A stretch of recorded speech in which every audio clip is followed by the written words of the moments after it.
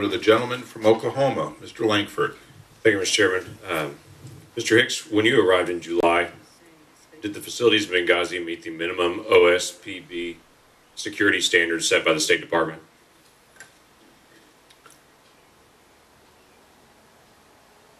According to the regional security officer at the time in Tripoli, John Martinek, they did not. What about the facilities in Tripoli? The Benghazi facilities did not meet the minimum standards of the facilities in Tripoli?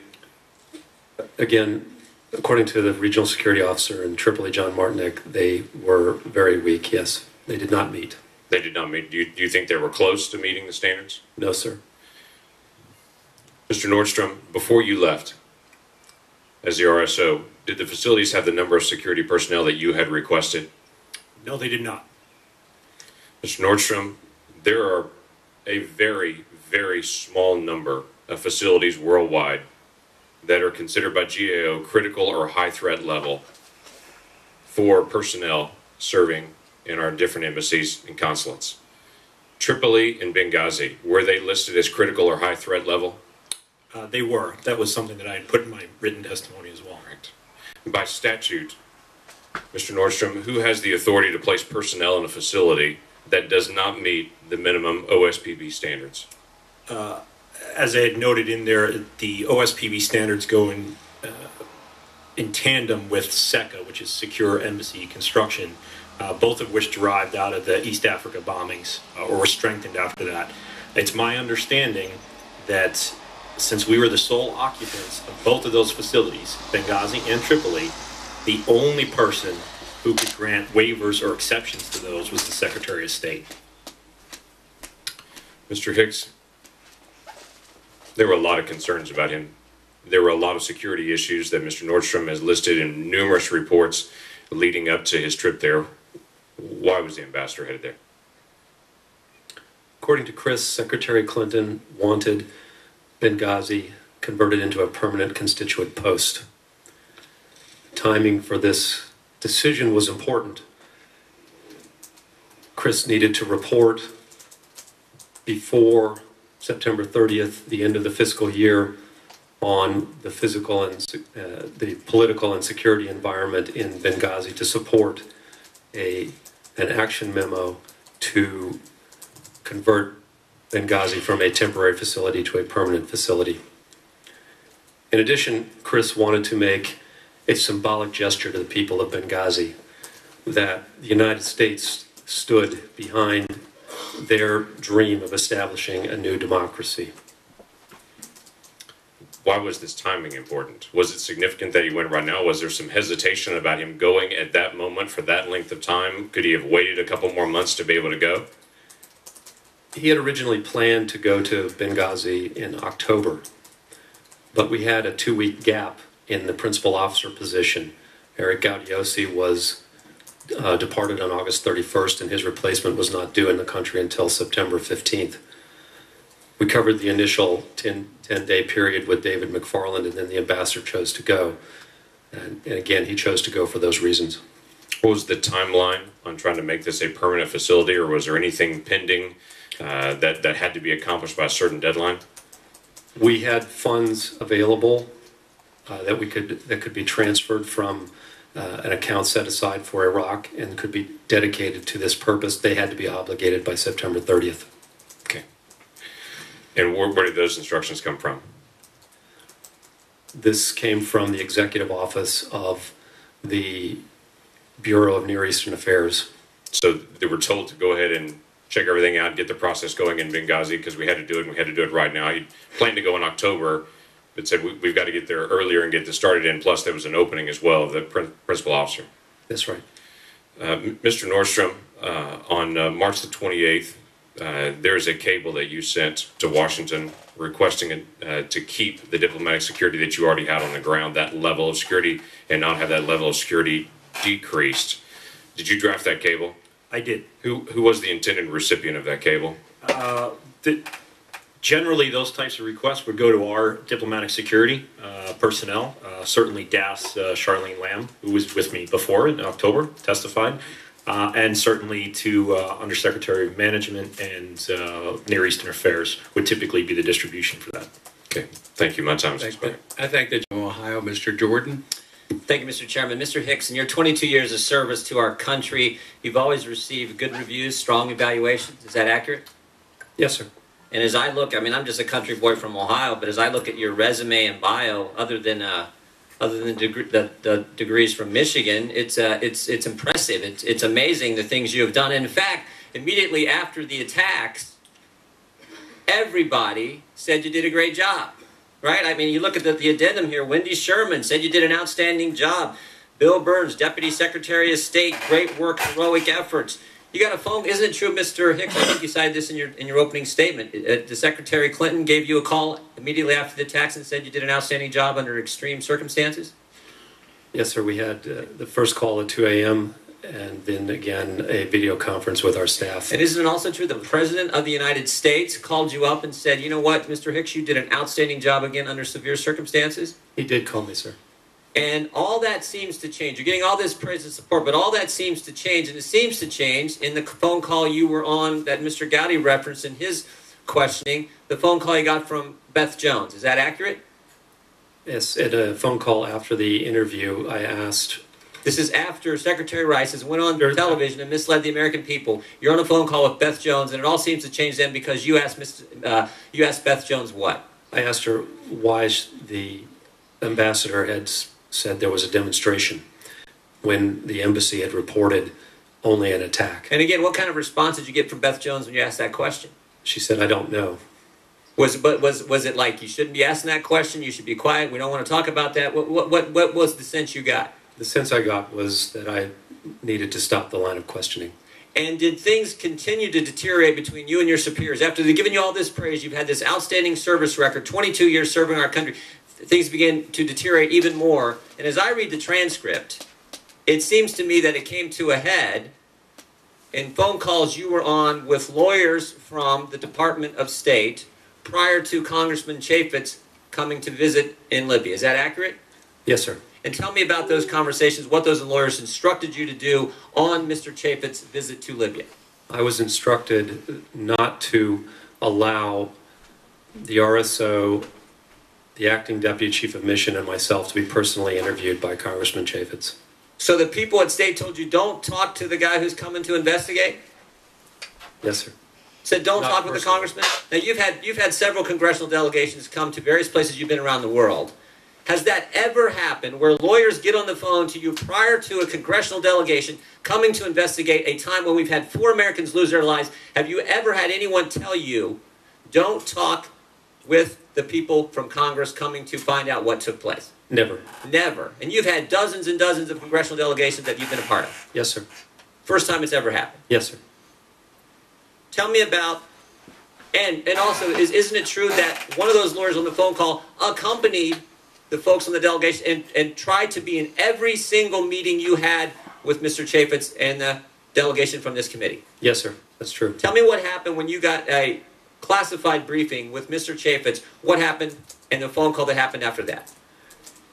The lawyer was excluded from the meeting because his clearance was not high enough, and the delegation had insisted that the briefing not be limited by any... Did the lawyer try to get in that briefing?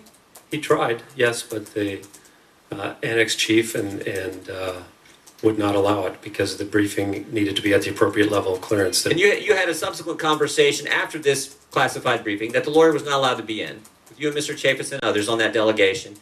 And you had another conversation on the phone with Cheryl Mills. Tell me, who is Cheryl Mills? She was counselor for the Department of State and chief of staff to Secretary Clinton. That's a pretty important position? Yes, sir. When she calls, you take the phone call? Immediately. Yeah, she's the fixer for the Secretary of State. She is as close as you can get to Secretary Clinton. Is that accurate? Yes, sir.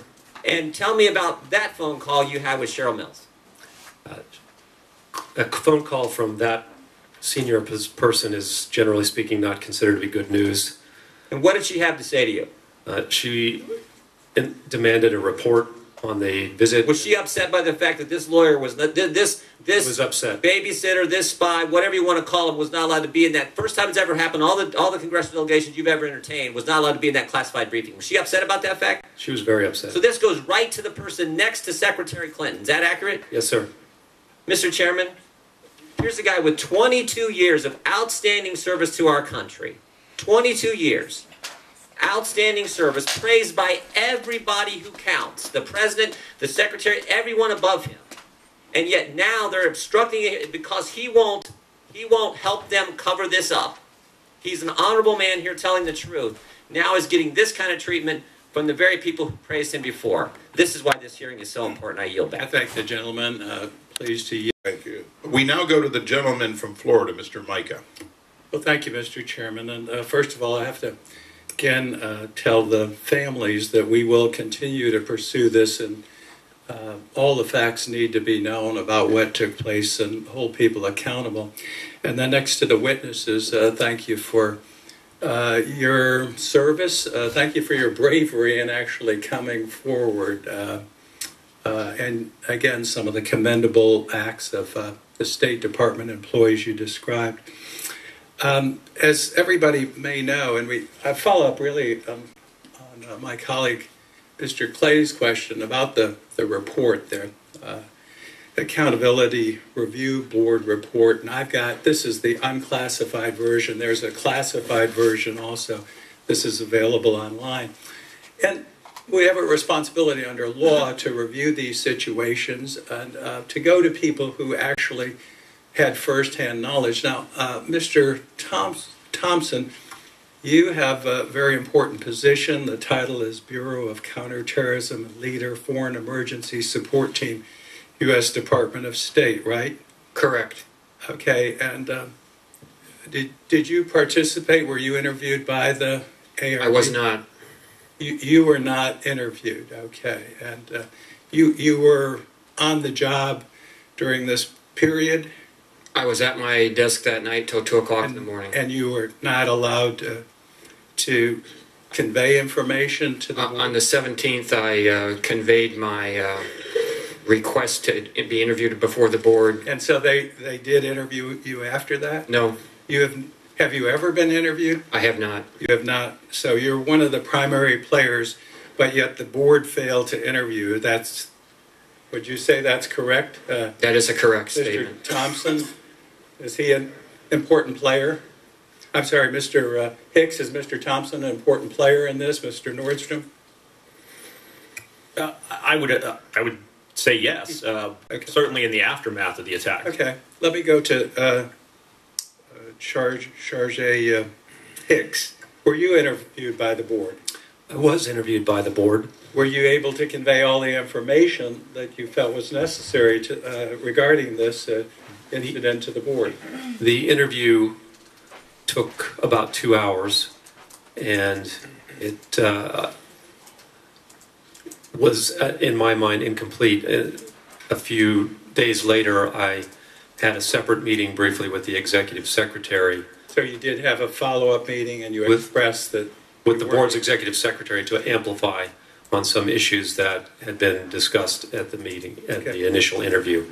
And Mr. Nordstrom, did you participate? I did on 2 occasions. I also shared with them Could you a share luminous how amount that of. process worked? We heard from Mr. Hicks. Sure, is this similar? Was it thorough? I felt it was thorough and professional. As I said, the report, and as I've held, the report is fairly thorough and comprehensive. My issue is that they stopped short of interviewing people that I personally know were involved in key decisions that led to how those events unfolded. Well, specifically, how those buildings were staffed and constructed and in variance with existing standards. Those are all critical to the... They fell short. Well, in the unclassified version, they said security in Benghazi was not recognized and implemented as a shared responsibility by the bureaus in Washington charged with supporting the post, resulting in stovepipe decisions on policy and security. Now, the next part is interesting. That being said, Embassy Tripoli did not demonstrate strong and sustained advocacy with Washington for increased security for Special Mission Benghazi. Would you both agree with it? If I could speak to that, I would disagree that it was a collaborative process. I'm not sure exactly the term they used. On a number of occasions, I testified in October as well, I raised issues, others raised issues, the ambassador raised issues, the DCM raised issues, to the point where reports and decisions on both the Tripoli compound and the Benghazi compound were decided in Washington, and those decisions were not either cleared with us or shared with us. You used the term M for the Undersecretary for Management. Who was that? At the time and throughout all of this was Patrick Kennedy, who was up here in October as well. So that's who would have been the person who said no, or this is good enough, presumably. Presumably, again, I don't know what the decisions, the factors were in his decision. I'm sure he had reasons for those decisions. I'm not going to criticize those. My only concern is that nobody has looked at those, whether it be the ARB or anybody else. Thank you. Mr. Turner. Mr. Chairman, thank you very much. Gentlemen, I want to thank you for being here today. Without your statements, there is a tremendous amount of information that we just wouldn't know.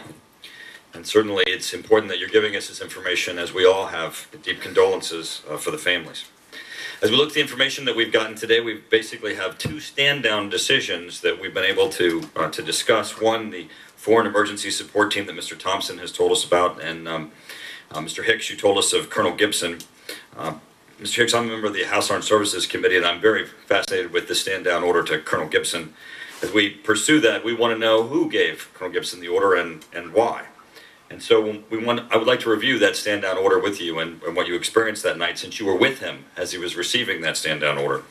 You told us that there was a C-130 Libyan transport that had been provided, and that you had indicated to Colonel Gibson that he should go to reinforce Benghazi and help the withdrawal personnel. Colonel Gibson was told to stand down, and that plane left without him, landing about 7:30 in Benghazi without Colonel Gibson's team. So let's start first with a review of what is Colonel Gibson's team. What were those personnel, Colonel Gibson's team, what were they doing in Libya? They are the remaining members of the special security team, this group of 16 or 14 special forces personnel assigned to protect Embassy Tripoli after the return and reestablishment of the embassy in September of 2011. And on the 1st of August, the Secretary of Defense signed an order changing their status from being a security team to a training team and transferring their authority from the Chief of Mission, the ambassador, to General Ham. On August 6th, two members of that team were in a carjacking incident as they were driving early in the morning outside the compound, and they had to use their weapons in order to escape that armed attack on their vehicle. In light of that incident, General Ham decided to draw down the team from 14 personnel to 4 personnel, and Lieutenant Colonel Wood and 9 others, Lieutenant Colonel Wood testified before this committee last October, left Tripoli in the middle of the month. So the Lieutenant Colonel Gibson and the other 3 members of that team are the remainder of that group. So their chain of command had been changed and they had been reduced. But as you were just describing, these are highly trained individuals with specialized skills that would have been useful in the situation in Benghazi. Yes, absolutely, and particularly given the fact, again, that the personnel in Benghazi were exhausted from a night of fighting against very capable opponents. Now, do you know why they were told to stand down? Colonel Gibson give you any information or understanding of? I actually don't know why. Is there any reason to believe that the situation in Benghazi was over? I mean, there were a number of series of attacks that you've described to us. Any reason to believe that that there was no longer any danger in Benghazi? No, it was every reason to continue to believe that our personnel were in danger. Mr. Chase has given me an article that appeared in USA Today just this week, and just as early as last Monday, Major Robert Furman, a Pentagon spokesman, said that the military's account that was first issued weeks after the attack hasn't changed. There was never any kind of stand-down order to anybody. Now, that's a pretty broad statement, anybody. What's your reaction to the quote by Mr. Furman? I can only again repeat that Lieutenant Colonel Gibson said he was not to proceed to board the airplane. So your firsthand experience being on the site, standing next to Colonel Gibson, who was on his way on that C-130 transport, and being told not to go, contradicts what Mr. Furman is saying on behalf of the Pentagon. Yes, sir. Mr. Hicks, did the embassy have a defense attaché on staff whose role it was to interface with the Defense Department? And did you ask him at that evening, were there any resources coming from the U.S. Military? And what was your reaction to his responses as the evening unfolded? My reaction was that, okay, we're on our own. We're going to have to try to pull this off with the resources that we have available. Were the Libyans surprised? I don't know, but I think they were. Thank you, Mr. Chairman. Thank you. Before we go to Mr. Connolly, just because most people in the audience, including on the dais, don't understand Chief of Mission authority, would you, as Chief of Mission, run us through who was under your Chief of Mission authority and who wasn't? In other words, who did you have command and control of? And we're talking about military assets, because I think a lot of folks up here are hearing two chains of command, and it'd be helpful for you to explain it as a career State Department person quickly. All civilian personnel civilian USG personnel in Libya were under Chief of Mission authority, which was yours until we knew that he was dead, and then that passed to me. The 4 members of the Special Forces team were under General Ham's authority. We had 2 other military Special Forces personnel in country, and I was at that time unclear as to whether they were under my authority or not. So anyone you had under your authority, you gave orders to, they responded, they went down range if you asked them to. The others were not allowed to. Yes, sir. Thank you. From Tennessee, Mr. Duncan. Thank you very much, Mr. Chairman. And first of all, thank you for calling this hearing. There's obviously great interest in and concern about what happened in this tragic incident. Mr. Nordstrom, we've already heard Mr. Thompson say that he was never interviewed, even though he requested to be interviewed. Did I understand you correctly to say a few minutes ago that you know of other witnesses that had firsthand knowledge who were not interviewed by the board? No, I don't believe I said that. I guess I misunderstood about that, but I will tell you, though, I was a criminal court judge for 7.5 years trying felony criminal cases, and I can tell you that it's surprising that anybody with firsthand knowledge wouldn't be interviewed about this unless somebody did not want to have a complete report. Mr. Thompson, what were you told was the reason you were not interviewed? I was not given a reason, sir. You were not given a reason. Mr. Hicks, do you feel that the report lets any individual or bureaucracy off the hook? Yes, sir. I think that in our system of government, the decision-making authority is at the level of presidentially appointed, Senate-confirmed individuals. That's at the level of assistant secretary or higher.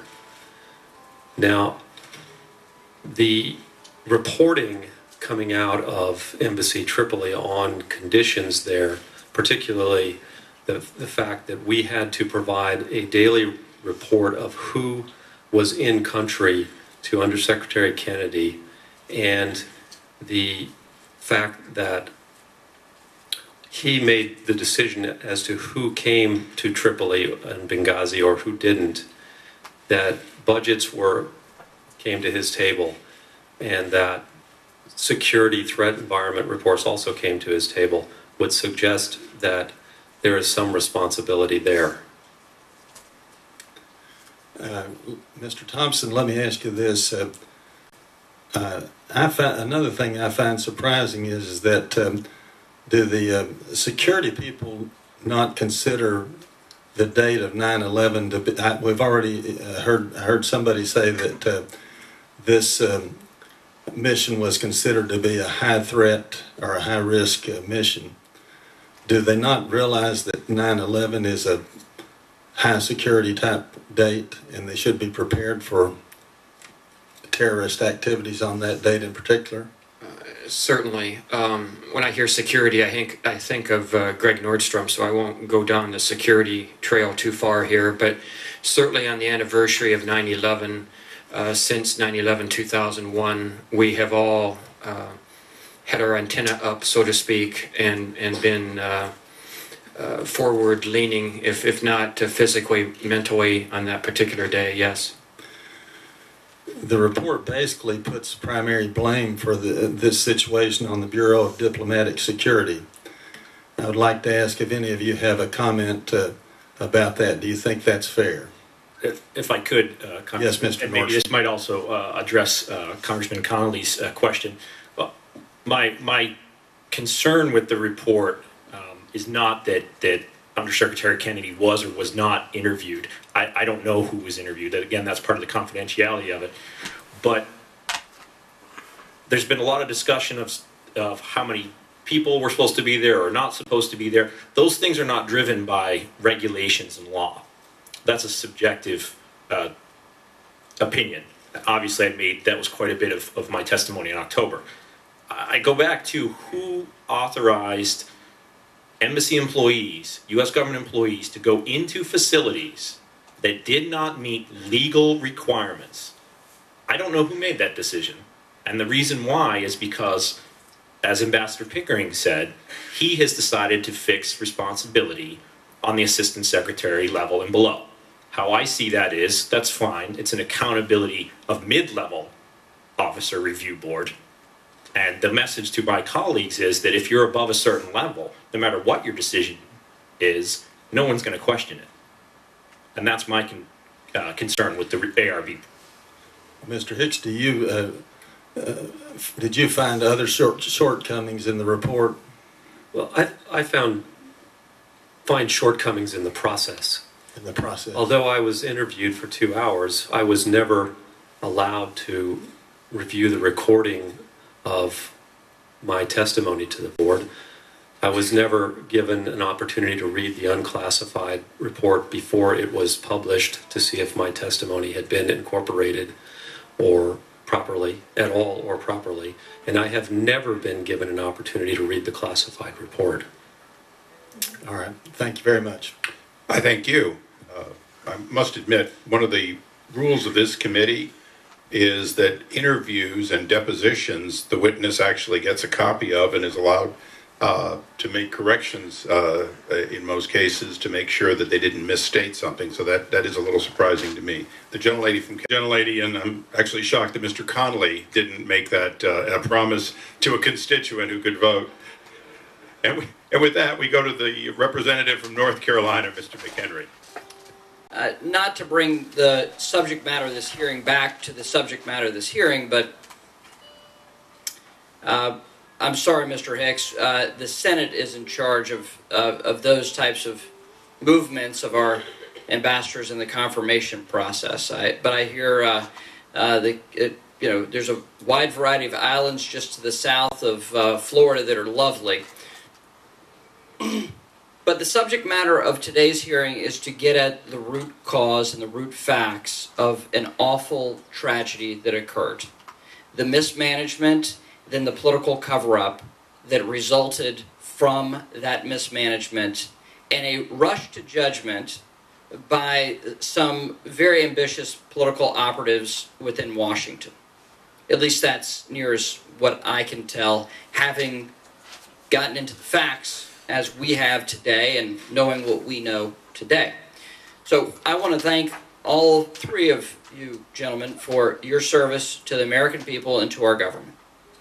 And I want to say to you that the tough treatment you've gotten as a result, not only on that day in September, but since then, is a horrible tragedy. I want to go back to Mr. Gowdy's line of questions here. Mr. Hicks, was there a protocol within the consulate in the event of a protest? Yes, there was. Was there any evidence when you were there in Libya on that day that this was a protest? No, there was none. And I'm confident that Ambassador Stevens would have reported a protest immediately if one appeared on his door. The protocol, of course, was for us to evacuate immediately from the consulate and move to the annex. Okay. Was there anything in connection to a YouTube video? Was there any awareness that it was the events occurred because of a YouTube video? The YouTube video was a non-event in Libya. Okay. And did you know about that within a couple days or the day of? Yes. Okay. And so did you report to anyone in Washington within the first couple of days that there was anything in connection, a protest in connection to a YouTube video? You know, the only report that our mission made through every channel was that there had been an attack on a consulate. Not a protest. No protest. You can leave your microphone off. I'm going to come back to you a few times. Mr. Gowdy mentioned this earlier, but on September 16th, Ambassador Susan Rice went on the Sunday shows, recited a whole group of talking points. Were you a part of those talking points? No, I had no role in their preparation. Okay. So 1 month later, we had an Undersecretary Kennedy. Let's play his statement. Always made clear from the very beginning that we are giving out the best information we have at the time we are giving it out. That information has evolved over time. For example, if any administration official, including any career official, had been on television on Sunday, September 16th, they would have said the same thing that Ambassador Rice would have said. She had the information at that point from the intelligence community, and that is the same information I had, and I would have made exactly the same points. Clearly, we know more today, but we knew what we knew when we knew it. By September 16th, did you know what you know, which is apparently what Susan Rice said? Let me rephrase that, actually. Let me actually make that a question, if you will. Ambassador Rice recited a set of facts. A month later, they defend it. The State Department defends that. You're a career State Department official. Would you have said the things that Ambassador Rice said? Not after hearing what President Magariaf said, especially considering the fact that he had gone to Libya, to Benghazi himself at great personal and political risk. And for him to appear on world television and say this was a planned attack by terrorists is phenomenal. I was jumping up and down when he said that. It was a gift for us from a policy perspective, from my perspective, sitting in Tripoli. And did that occur before September 16th? But he said that on the same talk shows with Ambassador Rice. And did you report that? Was there knowledge that he was going to say that? No, there was not. Okay. Mr. Chairman, I know we have a lot more questions about this, including what that did in country.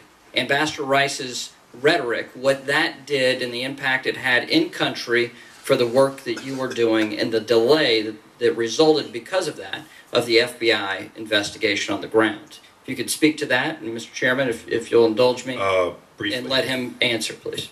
Thank you. Go ahead. Yes, sorry. Again, it took 17, 18 days for us from that interview to get the FBI to Benghazi.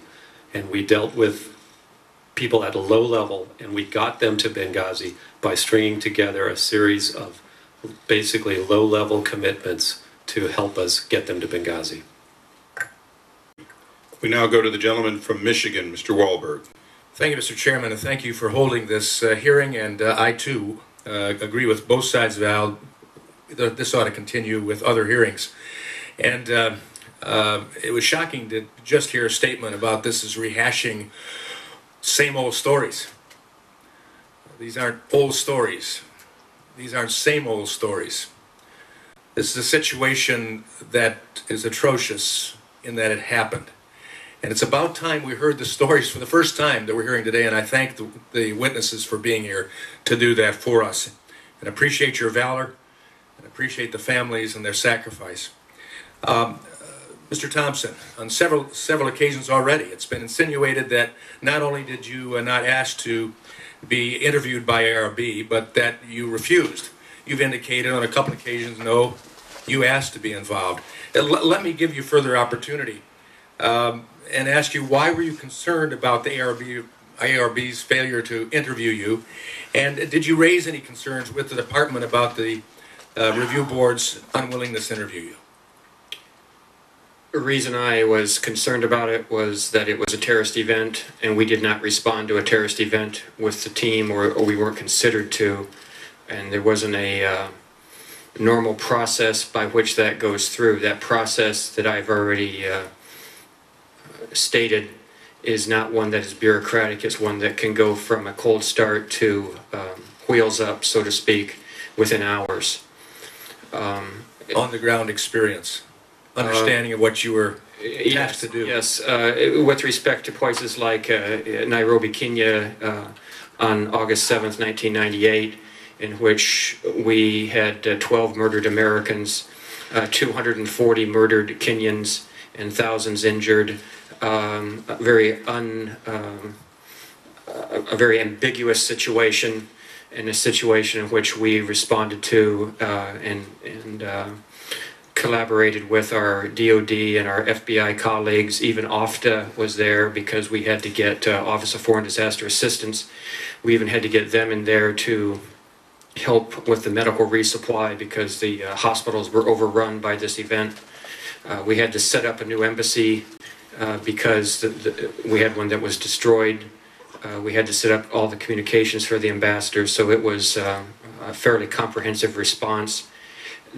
Such was not the case in Tripoli with Mr. Hicks. However, we did have a need to get people pushed forward early, and even if they did not end up in Tripoli, they would be closer. Again, going back to the tyranny of distance, whether we would have landed in Frankfurt or Sigonella or Crete or somewhere in the area, those are the things I would have brought out to the board had I been interviewed. Any of those findings included in the ARB report? Not to my knowledge, but I also have not seen a classified version. They may be in there. Mr. Hicks, in a little deference to my colleague from Ohio, I'd say on top of all of your distinguished records of achievement and accolades, your 2 earned degrees from University of Michigan are your best. And I appreciate that. Let me ask you this. Do you know if anyone interviewed by the ARB was provided an opportunity to read the full classified report? I've talked to several witnesses who were interviewed by the ARB, and none of them have been allowed to read the classified report. As far as you know, none that were interviewed have read the classified report? So far as I know. So you mentioned that there was a 2 a.m. phone call with the Secretary of State. During that short phone call conversation you rehearsed for us, was there any mention of a demonstration during that conversation? No. It would be interesting to know if that was included in the report, but you've not read it. Correct. In fact, it wasn't. Do you think the ARB report lets any individual or bureaucracy off the hook? Again, as I mentioned earlier, given the decision-making that Undersecretary Pat Kennedy was making with respect to Embassy, Tripoli, and Consulate Benghazi operations, he has to bear some responsibility. What, in your view, were the shortcomings of the ARB process, besides not interviewing some people and allowing the classified report to be read? Well, again, there was no stenographer in the room when we were interviewed. No stenographer? No, sir. And so we're talking about editorial commentary potential as opposed to clear truth, accuracy? That's correct. There were note takers. I had counsel in the room with me taking notes. But other witnesses did not have counsel, or may not have had counsel. Thank you, Mr. Chairman. I don't have that benefit on the campaign trail to not have accurate reporting. Thank you. The gentleman from Michigan, Mr. Amash. Thank you, Mr. Chairman, and thank you for the witnesses for testifying today. Thank you for your service. Mr. Hicks from a Michigan alum, go Blue. Mr. Hicks, you testified that you haven't read the final classified ARB report. Is that correct? That's correct. If you haven't been allowed to read the report, how do you know whether your testimony was used appropriately? I have no idea. Have the department employees who are singled out for disciplinary action, were they allowed to read the final classified ARB report to find out to examine the evidence that was used against them? 2 of those individuals have told me that they were not allowed to read the classified report. Do you believe that the ARB report does enough to ensure that a similar tragedy doesn't take place in the future? Again, I haven't read the complete report, so I can't make a judgment at this point in time. Did you have an opportunity to provide input with respect to the report? Yes, I had a 2-hour conversation with the board. All right. I'm going to yield some time to the gentleman from Utah, Mr. Chaffetz. Thank you. Mr. Hicks, do we typically need permission of a host nation government to fly military aircraft over their territory? Yes, we do. And to your knowledge, did we ever ask the Libyans for permission to fly over their country? Frequently. But did we the night of the attack? The night of the attack? Once this incident started, did we seek permission from the Libyan government to do a flyover? I think in the record there is a UAV was flying over Libya that night, and it had permission to be there. Did we ever ask for permission to fly anything other than an unarmed drone over Libya during the attack? No. Would you have known that? Yes. Based on your extensive experience as a diplomat in dealing with the Libyan government, do you believe the Libyans would have granted overflight rights if we had requested it? I believe they would have. Mr. Nordstrom, do you believe that would also be true? I think certainly in this situation, they were fairly, Mr. Chairman, I think one of the unanswered questions here is if it's a possibility, if there's any chance that we could get military overflight, if we could get a military flight there, then we would ask permission in advance. My concern is there was never an intention.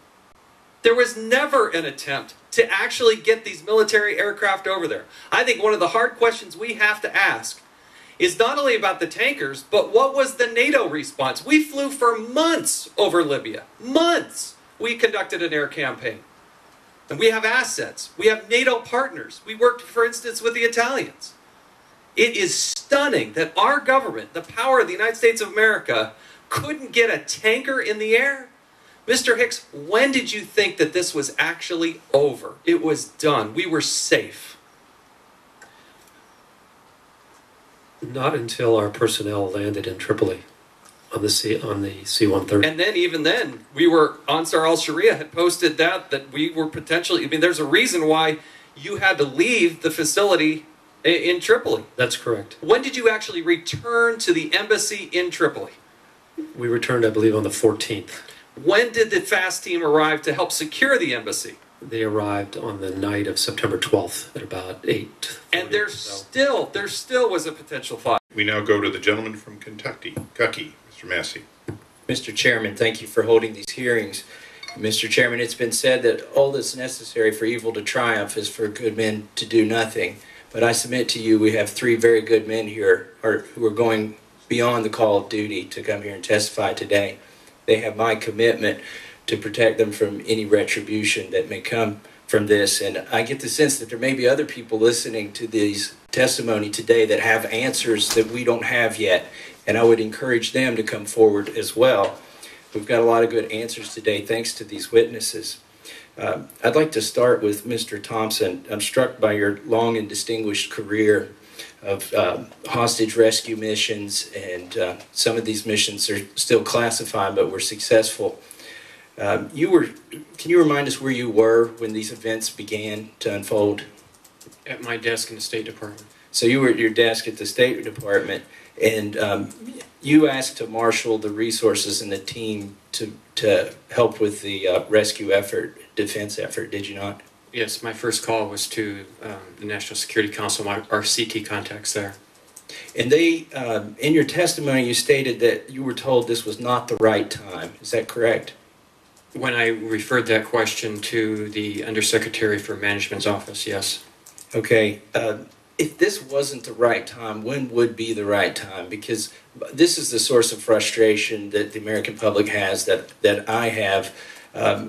We're the greatest country in the world, and we left people there, Mr. Hicks and Mr. Stevens, to essentially defend for themselves. And when we had these resources, when would be the right time if this weren't the right time? There's no answer to that, sir. Well, staying on that topic of time, would it have been a reasonable thing in an uncertain situation such as this crisis where we don't know how it's going to unfold to go ahead and assemble that team and put them on a plane? Was there sufficient communications on a plane that you could have pulled back a mission that was ready to deploy? We practice this at least twice a year, as in a complete deployment to a overseas location to work with our interagency partners. And the team, obviously, again, is staffed with interagency CT professionals. The answer to your question is yes, that plane, which is funded by DOD, has a robust communication suite. The communicator, the senior communicator on there works for me, and he's very competent at his job. Are you convinced, I know you haven't been allowed to review or even contribute to the Accountability Review Board's report, but are you convinced that the changes have been made so that this won't happen again for another embassy? No. Okay, that's troubling to me, and I appreciate your candor. Mr. Hicks, you mentioned that at 2 a.m. you had a phone conversation with Mrs. Secretary Clinton. Is that correct? Yes. At any time during that conversation, did she ask what resources you might be able to use or might need? Yes, she did. I asked for security reinforcements and transport aircraft to move our wounded out of the country to medical facility. Was there any indication that you would receive air support? She indicated that the Marine Fast Team was being deployed to bolster our security posture in Tripoli, and that a C-17 would be coming down to take people back. But no immediate military response? But the Marines were on their way, and they would be arriving later on the 12th. Okay. Did you tell the Accountability Review Board about Secretary Clinton's interest in establishing a permanent presence in Benghazi? Because ostensibly, wasn't that the reason that the ambassador was going to Benghazi? Yes, I did tell the Accountability Review Board that Secretary Clinton wanted the post made permanent. Ambassador Pickering was surprised. He looked both ways to the members of the board saying, does the 7th floor know about this? And another factor in Chris's decision was our understanding that Secretary Clinton intended to visit Tripoli in December. Pickering was surprised that his mission was to establish a permanent facility there. Yes. That's your impression? Yes. Okay. I thank you for your time. I thank the witnesses. Would the gentleman yield? Yes, I yield. I just want you to say it unambiguously, if that's the correct way to say it without a flaw. One more time. The reason the ambassador was in Benghazi, at least one of the reasons, was X. At least one of the reasons he was in Benghazi was to further the Secretary's wish that that post become a permanent constituent post, and also there because we understood that the Secretary intended to visit Tripoli later in the year. We hoped that she would be able to announce to the Libyan people our establishment of a permanent constituent post in Benghazi at that time. Thank you. Will the gentleman yield? Thank the gentleman for yielding. Thank you, Mr. We now go to the gentleman from Georgia. Thank you, Mr. Chairman. I appreciate it. Thanks for being here today. And it's been a long day, and I think there's been some interesting things said, and there's been a lot of questions. One of the things that was said earlier today that sort of concerns me a little bit, it says that these hearings have not found a smoking gun, or I believe it's even a warm slingshot. Well, I, for one, and the folks of the 9th District of Georgia, where I represent, are not looking for those things. They're looking for the truth. They're looking for what happened that night. Because the one thing we have found, it may not be a smoking gun or a warm slingshot, but we have 4 dead Americans. And that's what this is about. That's about finding what happened in the past so that we can move forward in the future. And I appreciate your willingness to be here and these families who are willing to do this, because the truth is important, even in this town. It's important. I want to ask a follow-up question. Mr. Nordstrom, I want to follow up on a question from Mr. Langford earlier about a March 28th cable asking for more security.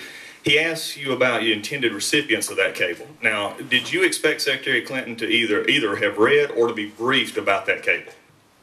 Absolutely. I certainly expected, given the fact that she had an involvement in the security process, if I could take a step back, by virtue of having the SST teams there, because they were a Department of Defense asset, the process required for that is something called an exec-sec. That exec-sec is literally a request from one cabinet head to another, in this case, state to DOD. That request must be signed by the cabinet head, Secretary Clinton. She would have done that, the initial deployment request, plus an extension in the fall, and a second extension in February. She also came out to post toward our facilities, and saw the lack of security there. That was something that her country team, or she was briefed by the country team as she visited the site. We also saw later there was the attacks against the facility. Certainly there's a reasonable expectation that her staff would have briefed her on those points. I think it was you that said earlier, could this be a concern about a DOD presence and an embarrassment with state on a embassy? And a real short answer there. That was how I took away. That's why you took it. Right, from Daslam. Thank you.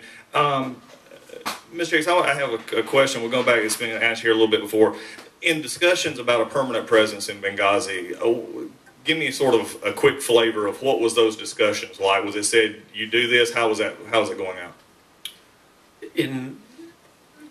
Chris told me that in his exit interview with the secretary after he was sworn in, the secretary said, we need to make Benghazi a permanent post. Okay. And Chris said, I'll make it happen. Okay.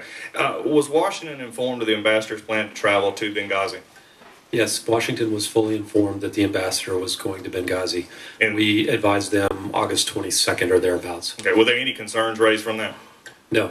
In fact, given the timing and everything? None. Okay. Based on your mistakes again, based on your experiences in Libya, do you believe that foreign service officers remain in avoidable danger in such high threat countries as Libya? Thanks. I believe that foreign service officers are serving their country where they need to be serving their country. And in some places, the risk that they are taking is very high. But could we, in light of what we're seeing now, be avoidable in a sense of, from our lessons learned, if you would? From a lessons learned standpoint, the security, we need to be increasing our security strength and practices and training.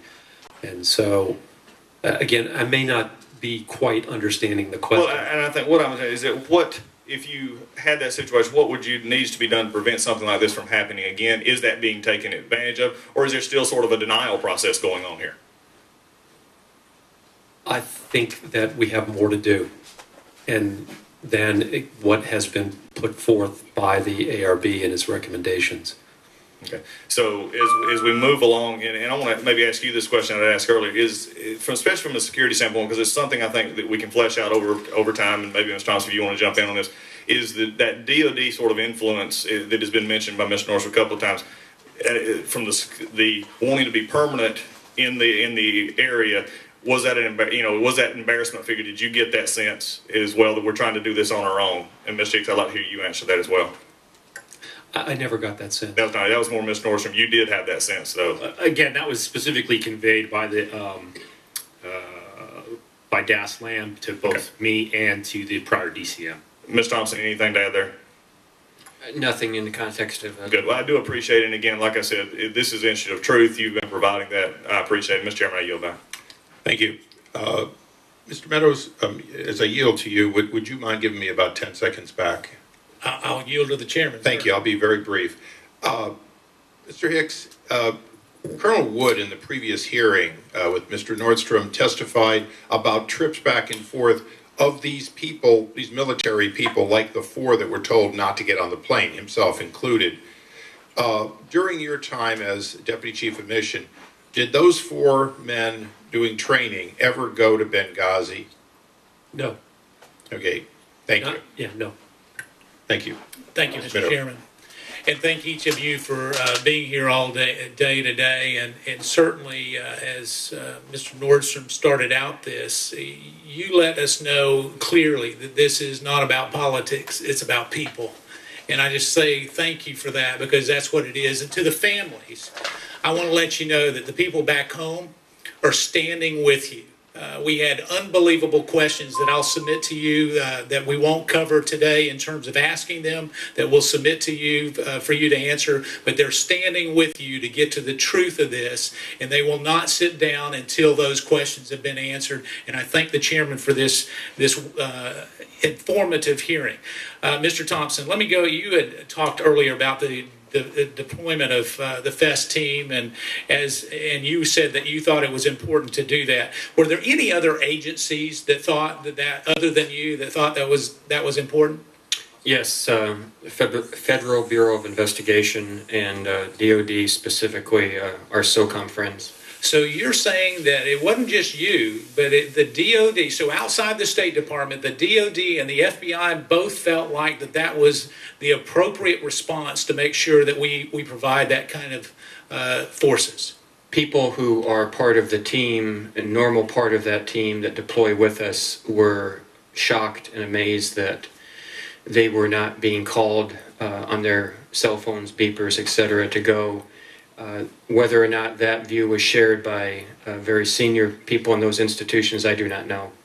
All right, but the DOD and FBI had a contradictory response to what the State Department's ultimate decision was to deploy. Well, again, the State Department doesn't make that decision. The National Security Council Deputies Committee authorizes the deployment. So I think what transpired was a strong enough conversation from our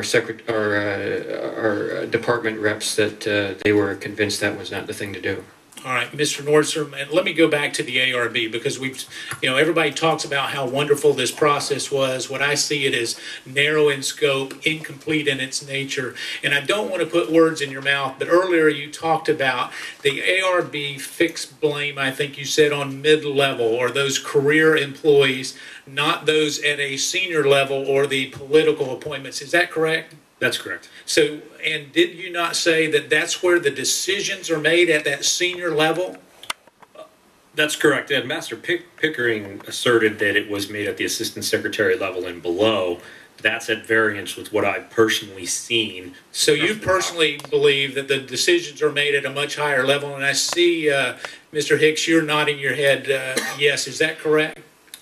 Yes, I believe so. So the ARB, in looking to place blame on those career employees, ignored a whole lot of what you would say the decision makers in terms of assigning blame. Is that correct? Absolutely. Yes, absolutely. So both of you agree with that. All right, let me go on a little bit further, Mr. Nordstrom. One last question, and then I'm going to yield to the gentleman from Utah. As we look at this, is it fair that all the blame got assigned to the diplomatic security component? Aren't they just one component underneath the Management Bureau? Is that correct?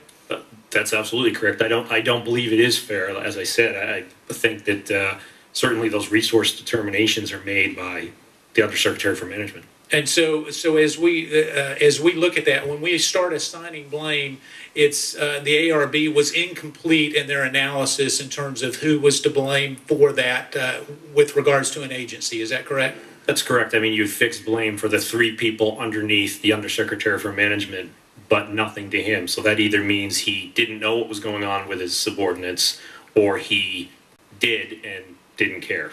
All right, and there's some critical questions. I'm going to yield to the gentleman from Utah. Yield to the gentleman from South Carolina. Yeah, I'll be glad to yield to the gentleman from South Carolina, Mr. Gowdy. I thank the gentleman from North Carolina. I know I don't have much time, but Mr. Hicks, I want to set the table for the next round. September the 12th, 2012, did you receive an email from Beth Jones there that also copied Victoria Newland, William Burns, Patrick Kennedy, and Cheryl Mills? You're also on the distribution list. Do you recall receiving that email? Sorry, which email? Well, at that time I was receiving a couple hundred a day. And that's fair, and you had other things on your mind on September 12th. This one said, when he said his government suspected that former Gaddafi regime elements carried out the attacks, I told him that the group that conducted the attacks, Ansar al-Sharia, is affiliated with Islamic extremists. Do you recall that email? I do believe I recall that email. Okay, we'll now go to the gentleman from Michigan, who may want to yield more time to the gentleman from South Carolina. Thank you very much, Mr. Chairman. As a veteran of Vietnam and Iraq, I understand that the boots on the ground are the closest to the truth in these situations. You know more about what happened in Benghazi than any bureaucrat or politician can. The fog of battle is easily blamed when mistakes are made at the highest level. Being caught between the political dictates of superiors in the chain of command and doing what is necessary to protect our citizens abroad is difficult. I understand the risk you've taken by showing up here today as well. Thank you for having the courage to testify before us. We are counting on you to reveal the truth about the failures of this government and to protect the men and women who served in Libya and how we can do a better job in the future. Mr. Thompson, earlier you mentioned that you hang out with some brave and honorable group. Are they Navy, Army, Air Force, Marines, or shallow water sailors? All the above. All the above. Can you tell me, according to recent... I might add, sir, from the other agencies of government too, the Federal Bureau of Investigation, Intelligence Community, Department of Energy, Diplomatic Security is on the team. And this is part of your special security force or no, team? This is the interagency component of the Foreign Emergency Support Team. They all highly trained? Very much so. SWAT? Well, we are not the operators. We are the facilitators and the people that bring the operation and coordinate all aspects of a response. So we're not the door kickers, is the some term of art these days. We are not door kickers. Okay. So, but you share a common ethos, if I'm not mistaken. Absolutely. Never leave anyone behind. Always watch your buddies 6 o'clock and lead by example. Was that a safe thing to say? That would be a great summary. Great. So, according to recent media reports, at least 15 special operators and highly skilled State Department security staff were available in Tripoli, but were not dispatched to aid Americans under attack in Benghazi. Why were these personnel not deployed to rescue the Americans in Benghazi? I cannot answer that. I was not on the ground. Mr. Hicks? Yes. I'm not sure that number is accurate. We did deploy people to Benghazi. The first team went with 7 members at midnight. The second team left at about 6:30 or 7 a.m. that morning. We could not deploy all of our security personnel because we still had about 55 diplomatic personnel in Tripoli that were under threat for attack. Thank you very much, and I yield the rest of my time to the gentleman, Mr. Gowdy. I thank the gentleman. Mr. Hicks, all right, we're going back to that email. You're on the distribution, and just so it's clear, Mr. Chairman, nothing would thrill me more than to release this email, and it's certainly not classified. We all had access to it. All you had to do was go downstairs in the basement and Walsh and James Webster on Wednesday, September 12th. This is at 11:10 in the morning. Quote, spoke to DB. Who's DB? Daniel Benjamin. Daniel Benjamin on the phone this morning. He understands my fest points, concurs, but expressed his pessimism regarding our deployment and by extension does not intend to lobby for our inclusion. End quote. To remind everybody here, didn't Daniel Benjamin recently state that any claim that key elements of the Counterterrorism Bureau, such as FEST, were cut out of the response planning was simply, quote, untrue? Is that your understanding? Correct. How do you react to that? He goes out and publicly says that's not true, but based on the email, sounds like you had a discussion with him. What happened in that discussion? He was on the phone from Germany. Another member of our front office had been talking to him. She asked if he wanted to talk to me. I gave him a quick rundown of what had happened the night before. I'd kept him informed via BlackBerry on an M-class level about the concerns and obviously when we finally understood how many people had been murdered that night. He was shocked and appalled, wanted to know anything he could do, and I told him about the dismissal and how it was dismissed in terms of getting our people out, getting our people out of town. And I would just add that it's more than process, and it's more than some of the other things that have been stated. My biography's in the record. We lived by a code. That code says you go after people when they're in peril, when they're in the service of their country. We did not have the benefit of hindsight in the early hours, and those people who are in peril in the future need to know that we will go get them, and we will do everything we can to get them out of harm's way. That night unfolded in ways that no one could have predicted when it first started. And it is my strong belief then, as it is now, that we needed to demonstrate that resolve, even if we'd still had the same outcome. Mr. Chairman, I think that the Libyan government could not secure the compound. It was visited by numerous people. One of the items that was taken from the compound was Chris's diary, which, through the extraordinary efforts of David McFarland, we were able to retrieve and return back to the department. There were other documents that were published that another journalist managed to acquire while visiting the compound. So it made achieving the objective of getting the FBI to Benghazi very, very difficult, and to the ability of them to achieve their mission more difficult. I thank the gentleman. We now go to the gentleman from Florida, Mr. DeSantis. Thank you, Mr. Chairman. I think this is an important hearing. It really does make all the difference to me to know whether we did all we could to aid our brethren who are in harm's way. I think it's part of our military ethos. I think it's part of our national character. Mr. Hicks, I just to go back and get this, even though you believed help was needed, there was a SOF unit, Special Operations Unit, ordered to stand down, correct? Yes.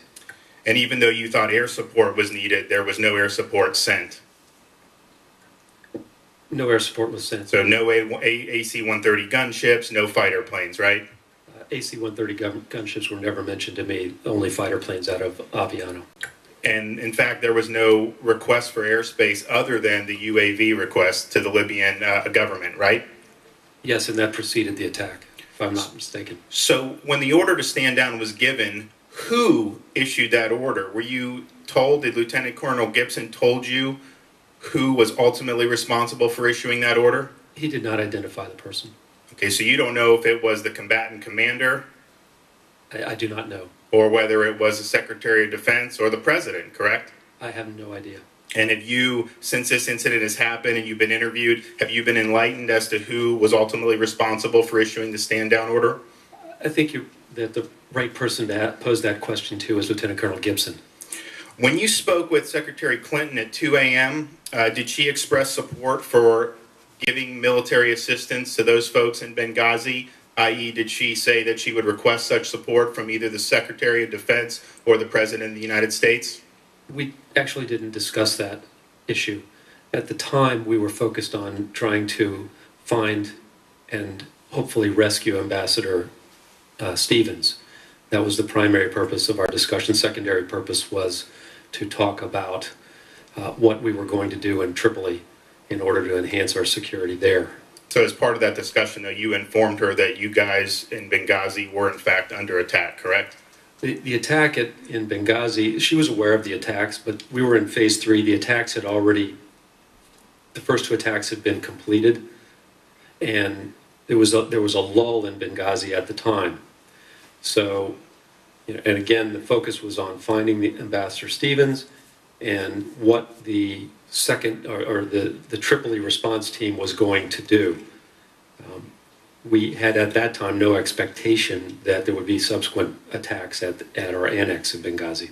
So it was under you viewed it as secured at that point?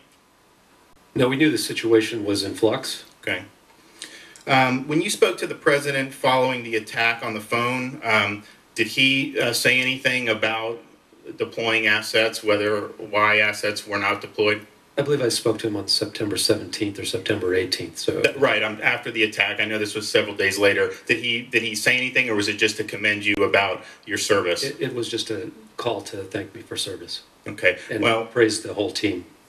I appreciate that. I think that this has been a good hearing. I think that there are still questions remaining. I think we need to know who actually gave the order to stand down. I'd like to know why you've been demoted, why the Secretary's Chief of Staff called you and spoke with you the way she did. And so with that, I'll yield. Would the gentleman yield to the chairman? Thank you. Committee chairman. Always the right answer. Thank you. Mr. Hicks, 2 in the morning, Secretary of State calls you personally. Not a common call. No, sir. Did she ask you about the cause of the attack? Did she ask about videos? Did she ask about anything at all that would have allowed you to answer the question of how Benghazi came to be attacked as far as you knew? I don't recall that being part of the conversation. So she wasn't interested in the cause of the attack, and this was the only time you talked directly to the secretary where you could have told her or not told her about the cause of the attack? Yes, that was the only time when I could have. But again, I had already reported that the attack had commenced and that Twitter feeds were asserting that Ansar Sharia was responsible for the attack. You didn't have that discussion with her only because it was assumed that since you'd already reported that the cause of the attack was essentially Islamic extremists, some of them linked to Al-Qaeda. Yes. Thank you. I thank the gentleman. Okay. Does the gentleman yield back?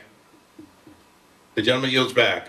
We now probably go to a second round, starting with Mr. Jordan. Thank you, Mr. Chairman. Mr. Hicks, in my first round, I asked you about Cheryl Mills, and you indicated in your response that this is a call that you always take, but frankly don't want to get. Cheryl Mills is the counselor to the secretary. She is chief of staff to Hillary Clinton. And is it common knowledge that of anyone in the State Department when the chief of staff to the secretary calls, that is the perception that she is speaking on behalf of the secretary herself? No. But is not necessarily. Not necessarily, but is the perception that it's pretty darn important based on your response earlier? Absolutely. Yeah. So you got this call. I want to go back to the Chaffetz, to Congressman Chaffetz's visit there. You were instructed that there was going to be an attorney accompanying Mr. Chaffetz, and this attorney was to be next to you at all times. I mean, here's what I'm trying to get at. The secretary has said nobody, in front of the Senate, nobody is more committed to getting this right. If the intent is to get it right and get to the truth, then why this concerted effort to shield the interaction of Congressman Chaffetz from you? That's what I'm not figuring out. If we want to get to the truth, shouldn't you and Mr. Chaffetz be able to have a dialogue and conversation without some babysitter from the State Department, some lawyer there monitoring, taking notes, calling back, doing all things that this individual did on that congressional visit? I should be able to have a conversation with the congressman if he wants that. And didn't you say, excuse me, didn't you say, Mr. Hicks, in my first round that this was the first and only time this had ever happened, where someone from the State Department accompanied a congressional visit, and you were instructed specifically by the State Department, do not talk to Congressman Chaffetz or anyone on the committee's delegation who was there without this lawyer being present? That's correct. And shortly after the one time when you did have a chance to interact with Mr. Chaffetz and the lawyer was not present, you got a phone call from Cheryl Mills. That's correct. And on that phone call, what did she say? She asked for a report on the visit, which I provided. The tone of the report, the tone of her voice was unhappy, as I recall it, but I faithfully reported exactly how the visit transpired. I described the content of the briefing that... Can I interrupt you right there, Mr. Hicks? Were you in a classified briefing at the time and were pulled out of that briefing to talk to Ms. Mills? I recall the phone call afterwards. Okay. I was pulled out of the briefing, but I don't recall that that was the time when I talked to Councilor Mills. What were you pulled out of the briefing for? I actually can't remember, to be honest with you. But in close proximity to the time you had the briefing, the one time you were apart from the minder from the State Department, you received a call from Ms. Mills. Yes. Okay. I guess, Mr. Chairman, I just want to stress. I mean, this is the equivalent of Rahm Emanuel when he's chief of staff. When he calls, for my colleagues on the other side, when he calls, you take the call. You understand that's important, and you understand that he is representing the White House. When Cheryl Mills calls, you understand. Everyone in the State Department understands. This is the person right next to Secretary Clinton, and the fact that we had, for the first time in Mr. Hicks's 22-year history of serving this country, someone accompany a congressman on a visit after we lost 4 American lives, and that individual has to be in every single meeting. There can't be personal interaction between these two discussing what took place, is completely unprecedented. With that, I'd be happy to yield to the chairman. Mr. Hicks, you and I have known each other throughout the Middle East for a number of years. But in all my years of traveling in the Middle East, anytime I was head of a congressional delegation, I had a one-on-one with the ambassador, often in an automobile going to see a head of state or something else. Over the years that you've watched great ambassadors, have you ever failed to see the head of a delegation coming get a one-on-one? Isn't that part of sort of the ceremony of that relationship and how you treat the head of a congressional delegation? Not just this is an exception, but isn't it always a one-on-one meeting at some point during a leadership meeting? In every CODEL that I've been involved in, that's been standard. So they were telling you a Senate confirmed, a political appointee of the Secretary of State, her right-hand person, was telling you to breach protocol. Well, the 2 lawyers did. The conversation, the conversation with Councilor Mills occurred after. Okay, so it was in fact people sent by the State Department told you to breach protocol and not provide anything, even if requested by my personal emissary, Mr. Chaffetz, on that CODEL. Told you not to talk to him privately, even if he asked. That's correct. Thank you. I thank the gentleman for yielding. We now go to the gentleman from Utah, Mr. Chaffetz. And thank you, Chairman. I would say to the ranking member, Mr. Cummings, who I have the utmost respect for in every way, shape, or form, I totally concur with you. We too, just like the ARB, should have unfettered access to all the information, all the witnesses, and all the documents. We as a committee should stand up for ourselves and demand that all the unclassified documents be released so we all can look at them at the same time, at the same thing. So, would the gentleman yield for 5 seconds? Sure. I agree. And you're back. Thank you. What? Play basketball. Mr. Nordstrom, it's pretty clear to me from the October hearing that there were a number of security recommendations that you wanted to see done on the ground. At any time during your service there, did you ever get everything that you wanted? Were the recommendations that you were making forward, were you actually able to implement those security recommendations? Very few of them. Very few of them. Mr. Hicks, is it fair to say that the people on the ground trying to make the security decisions, that they were not able to get the resources, they weren't able to fortify the facility, they didn't have the personnel that they requested? Is that fair to say? Yes, it's fair to say. When I saw Secretary Clinton 4.5 months after the attack in Benghazi testify before the United States Congress that she didn't make the security decisions, you made the security decisions, Mr. Nordstrom. You're the regional security officer on the ground. You are the chief security person. You're the ones that made the security decisions. True or false? The response I got from the regional director when I raised the issues that we were short of our standards for physical security was that my, quote, tone was not helpful. So true or false? The security decisions on the ground in Libya were made by you. I would have liked to have thought, but apparently no. Mr. Hicks, when you heard and saw that, did you have a reaction to it? What's your personal opinion? When I was there, I was very frustrated by the situation, at times even frightened by the threat scenario that we were looking at relative to the resources we had to try to mitigate that threat scenario. And to the leadership of this committee on both sides of the aisle, I find it stunning that 4.5 months after the attack, Secretary Clinton still has the gall to say, it wasn't us, it was them. I take full responsibility, but I'm not going to hold anybody accountable, but it was them that made the decisions. That was not the case. I yield to the gentleman from Ohio. I thank the gentleman. Mr. Nordstrom, you testified in October there were 200 and some security incidences in Libya the 13 months prior to the attack. Is that correct? That's correct. Repeated attempts to breach the facility there. You repeatedly asked for additional security personnel and it was denied, correct? That's correct. Not only denied, but it was reduced, correct? That's correct. And then 4.5 months after it all happens, the Secretary of State says, you were responsible for the security situation in Libya. That's what we have. That is exactly what we have.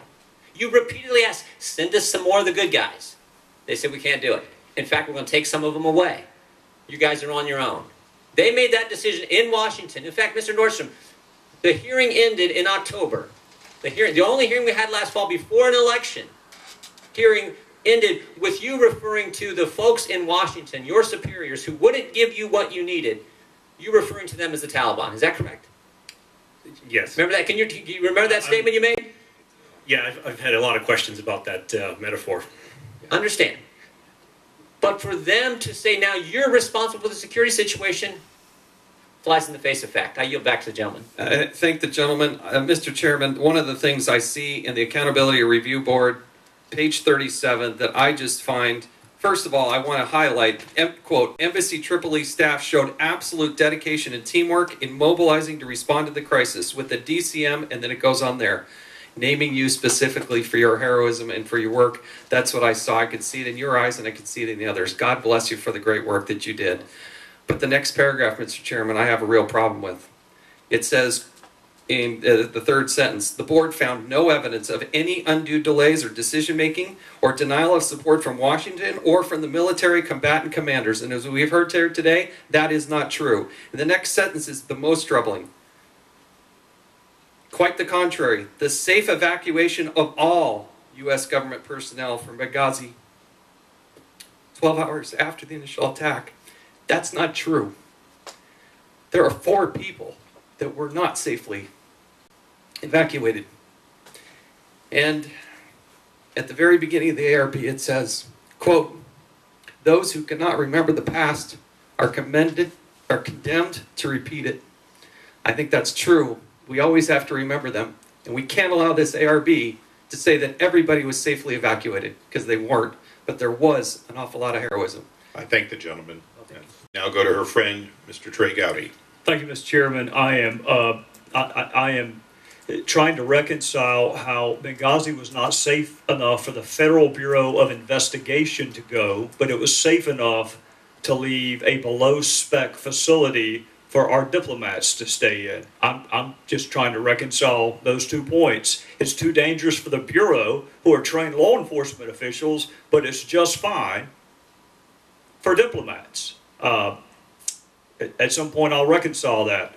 Let me do this, Mr. Hicks. I'm going to dust off something called the best evidence rule. The best evidence of what you said when you were asked about Mr. Chaffetz's visit is actually what you said. So here it is.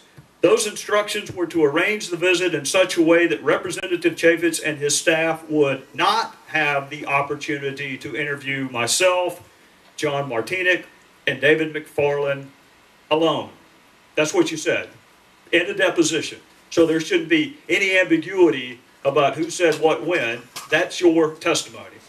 Now, I'd like to try to weave this tapestry together because this will be the last opportunity I have certainly today to talk to you. If I understand your testimony correctly, Mr. Hicks, and I want to be fair about it, so if I mischaracterize anything, you need to correct me.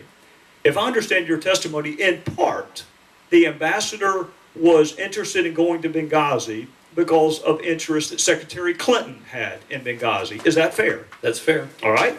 Now, Mr. Dorsum, same thing to you. And if I'm unfair in my characterization, you need to correct me. I thought I understood your testimony to be that Secretary Clinton alone was able to approve facilities that were below specs. That's correct. Part of the specs.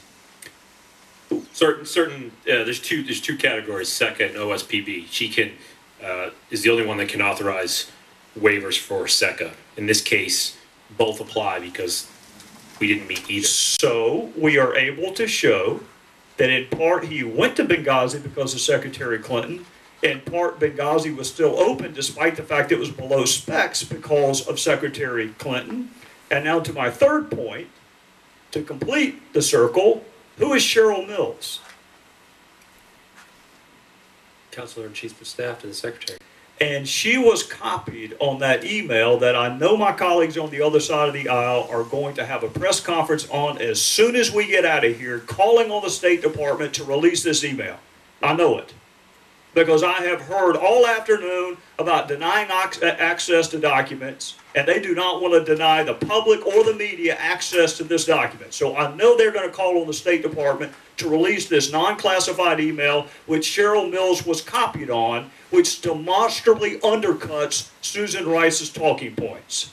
And Cheryl Mills was copied on that email. Mr. Gowdy, if I could add, Cheryl Mills was also the person that led our preparation for our October testimony. I'd never met her before, but that was explained to me who she was afterwards. And apparently, she was also less than pleased with Mr. Chaffetz's visit to Libya, if I understood that testimony correctly, which I find stunning. He's a subcommittee chairman on Oversight, one of the more decent human beings I've ever met. I've never known him to inspire that strong of emotion in anyone other than Ms. Mills. Let me say this to you, Ambassador, in conclusion. You have made a compelling case today for why it is important to tell other countries the truth. You made a compelling case that the decision not to tell the truth on Sunday morning talk shows adversely impacted our ability to get to Benghazi. You made a compelling case. All three of you have made a compelling case today on why it is important for government to tell the truth to its own citizens.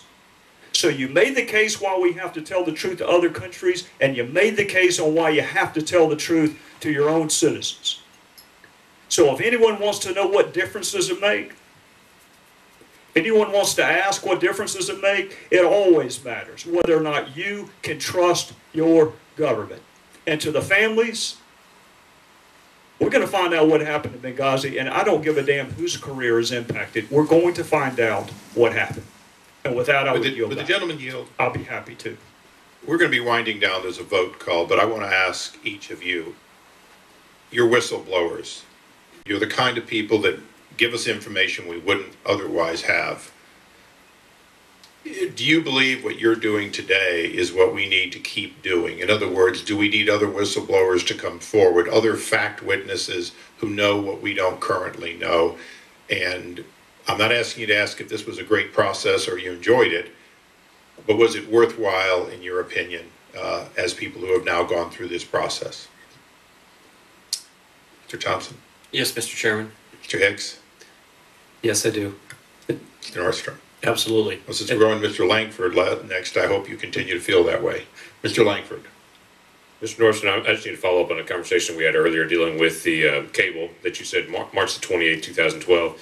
You had mentioned that you drafted that cable requesting additional personnel for both the embassy in Tripoli and in Benghazi because you were very much short. And as time was expiring and the SST team were leaving, you knew you were not going to have enough people. You mentioned you drafted the cable. Your intention was, and your assumption was, the executive leadership, including the undersecretary all the way to the secretary, would see that cable or at least be briefed on that cable and the request for that security. There's been a lot of discussion about the official response that came back on April the 19th. Who do you think saw or the intention or at least reflected the opinion of when that cable came back to you? When that cable response came back to you, who was the assumption that was actually responding to you? Normally, someone would tell me exactly who it is, or they would indicate who the point of contact was. If I recall correctly, that's still unknown to me. I assume that it's coming from DS, but as I testified to before, so many of these decisions seem to be at Ambassador Kennedy's level or higher. Clearly, that was cleared by some of those other officials. All right, so you're assuming this is the undersecretary or on up somewhere that had personal knowledge of that. Certainly saw it ahead of time. Of that cable that came back. It is an established fact that there's video of the attack. There are clear video of the attackers the night. The FBI has done an extensive investigation. We're now months past that time. Are any of you aware of anyone who has been held to account for the murders that happened in Libya? Anyone detained? Anyone arrested? Anyone captured? Are you aware of anything that has happened to any of the attackers to hold them to account? Neither the perpetrators nor the persons that made decisions. Again, the 4 people that were named in the ARB were put on administrative leave. I understand one of them is trying to come back off of that leave and go to be the RSO in NATO, which is shocking to me. So at this point, no one is aware of anyone who's been held to account in any way for the murder of 4 Americans? Not that I'm aware of. In 1998, we've discussed frequently, there was the bombing of the embassy in Kenya and Tanzania. There was an ARB at the end of that as well. And let me just read you the 3 findings at the end of that ARB that was done in 1999. It said this: number 1, State Department of Washington did not assess the threats or take notes of the clear warning signs and escalating threats. Number 2, it noted the facility was inadequate for even the most modest of attack. And number 3, there was a lack of preparations or warning systems at the facility. That could have been written a month ago. We have discussed often on this. The one thing we have to do is learn the lesson. In 1998, the same thing occurred, and we have not learned the lesson. What we know of today, and the realities that have come out and through all that you've contributed to this conversation, and what you've contributed is invaluable, is that we did not do the most basic minimum security that was required by the State Department standards set after the bombings in Nairobi, Kenya, and in Tanzania. We did not do the basics. We did not provide the level of security.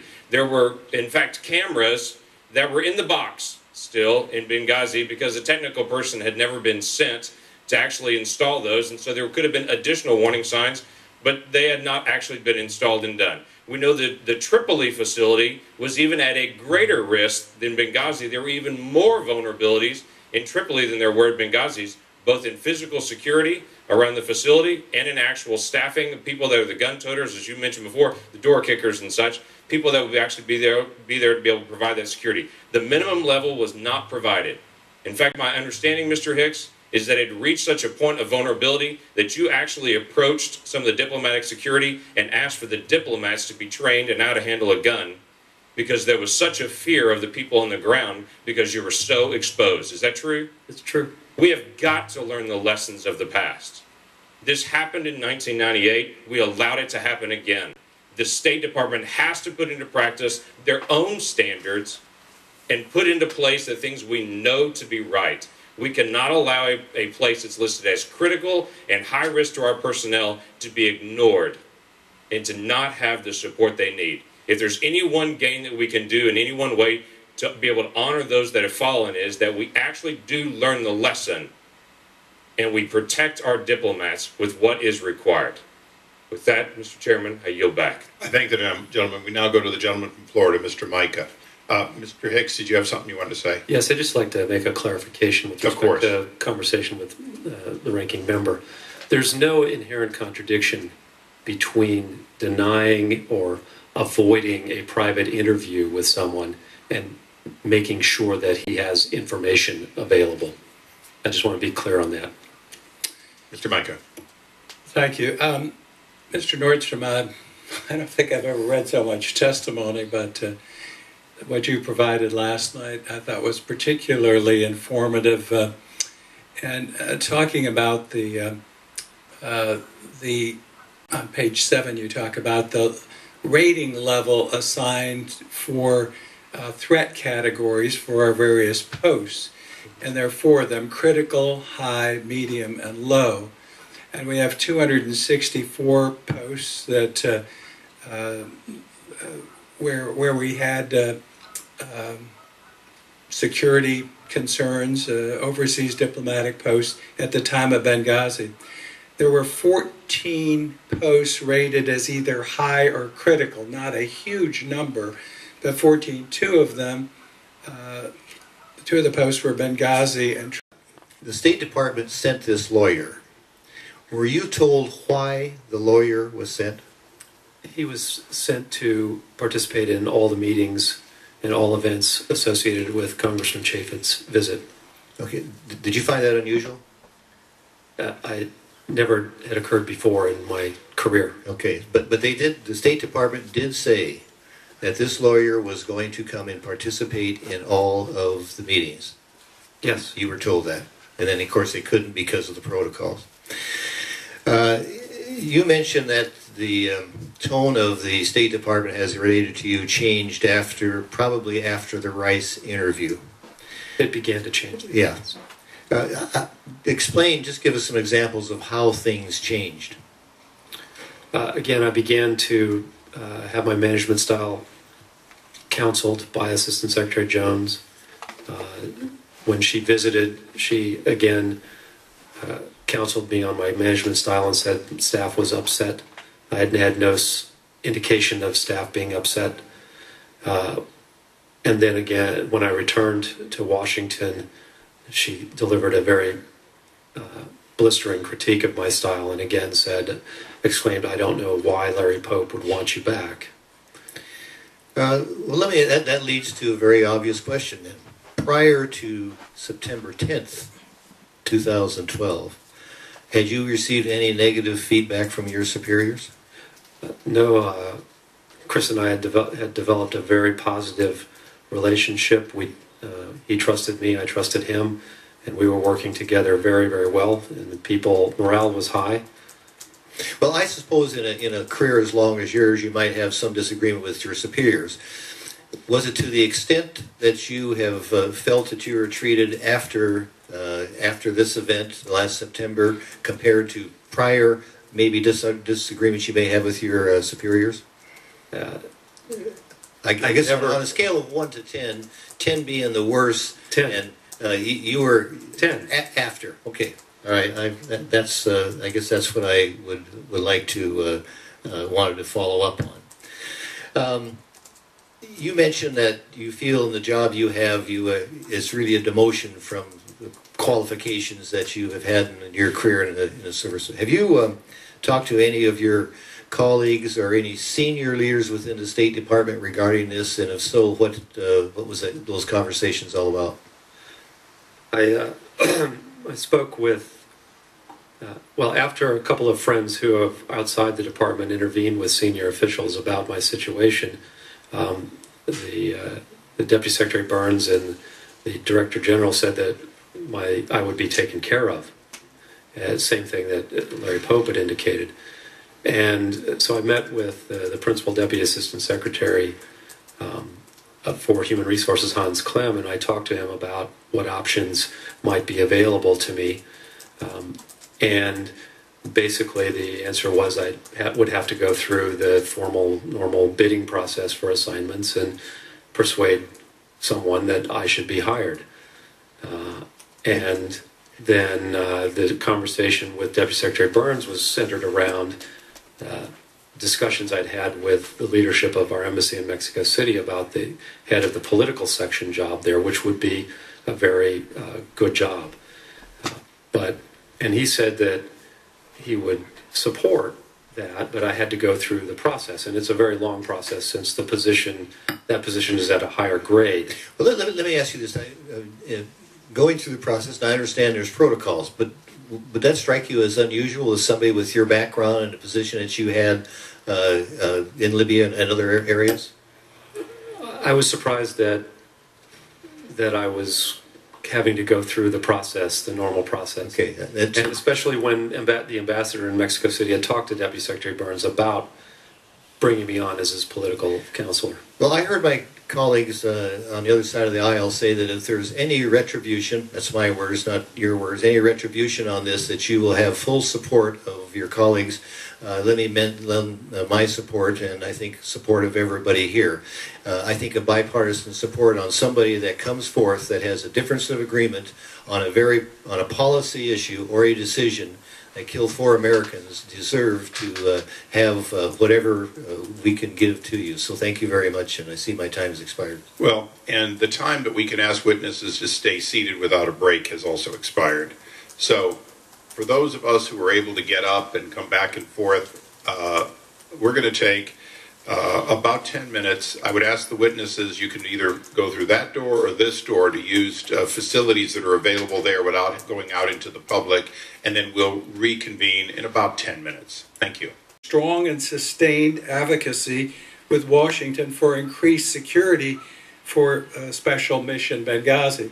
And yet we've heard your predecessor, Mr. Hicks, pleaded for additional help. You pleaded for it. It's documented, and you didn't get it. You actually got a reduction. Is that correct, as was pointed out? Yes, a drastic reduction. So it wasn't like this was all over the place. Finally, for the ARB, you put in here to ignore the role of senior department leadership played before, during, and after the September 11th attack sends a clear message to all State Department employees. It looks like they're whitewashing the folks at the higher pay grades and levels, and you all are taking the blame. Is that a fair assessment? I think the basic message is that whether or not you're sitting out at the post requesting resources, preparing for testimony before this committee, or standing on a building surrounded by an armed mob attacking you, the message is the same. You're on your own. Mr. Hicks? I share what Mr. Nordstrom had to say. Mr. Thompson, and I still can't believe that you were never interviewed, and you had one of the most strategic positions by the ARB, and that is true. I'll let you use strategic, sir. But, well, it's a tool that should remain on the menu of options. Is probably my basic point. And it was early taken off the menu. It's a very sad commentary. Yield back. Thank you, Mr. Would gentlemen yield? Yeah, I've got time. Thank you. I think what we've heard here today clearly is that in the future, RSOs, Deputy Chief of Missions need to put everything in a cable. In the future, when you know there's a security problem and you're being told your application would not be helpful, it would not be wanted, or people say just be patient, or they say don't put it in a cable, the answer is the next ARB will probably whitewash, the same as this one. On October 10th, Ranking Member and I and many others sat through a hearing in which it was made very clear that message after message after message, including the actual, if you will, open source information about the attacks that occurred on other diplomatic missions and our own. If that's not saying loudly, they blew a hole in our wall, when are you going to give us the security we need, then I'm afraid the deafness at least Undersecretary Kennedy's level is not in any way curable by technology known to amplify sound. So with that, this hearing is closed, but this investigation is not over.